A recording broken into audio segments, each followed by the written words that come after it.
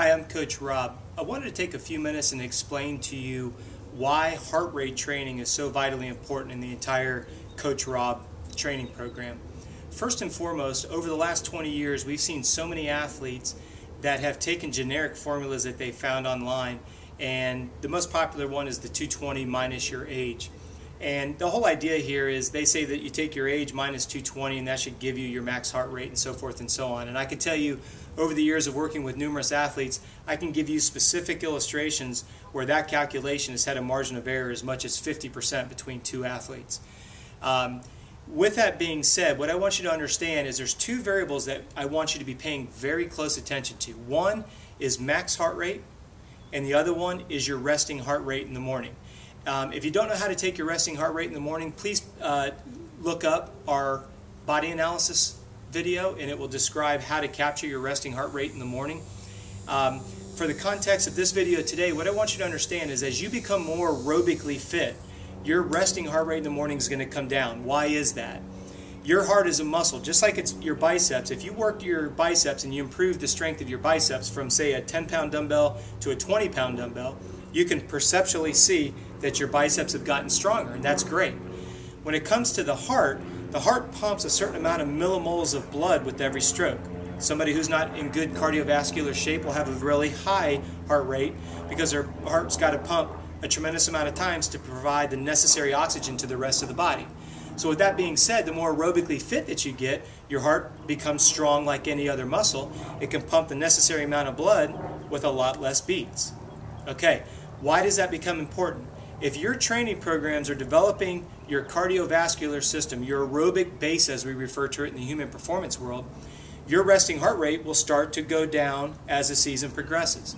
So if you don't keep updating your heart rate training zone, where you're subtracting your max heart rate, which we'll talk about in a second, if you don't subtract the accurate, most up-to-date resting heart rate, you're going to be using erroneous numbers, which is going to cause you to either overtrain or undertrain, which nets to a total waste of your time. Let's talk about max heart rate for a second. First and foremost, you need to test and get a max heart rate number for each modality that you do. What do I mean by that? Do not take a running maximum heart rate number and try to apply it to the bicycle or the Concept 2 rower. Don't take an elliptical max heart rate and try to apply that to swimming. Cross training, that's great, but what you have to realize is each sport has an individual max heart rate number. Why is that? For example, running tends to have the highest number because you use more muscle tissue than, say, cycling or swimming.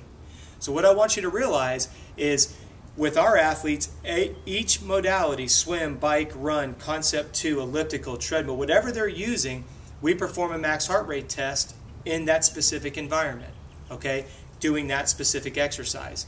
So when you're creating your heart rate spreadsheets, you should have one spreadsheet for running, which is your max heart rate for running, using your resting heart rate. If you don't know how to calculate your specific training zones, we work with 5 in our particular program, from aerobic function all the way through lactate tolerance. Feel free to email me. My email address is robb, R-O-B-B, the number 3 at earthlink.net, and I'll be happy to send you the spreadsheet. But what I want you to realize is your max heart rate number is also going to adjust based on your aerobic function. For the same reason we talked about at the resting area. The more aerobically fit you are, your heart's not going to have to beat quite as high at your high-end effort level. Let's say it's a time trial effort.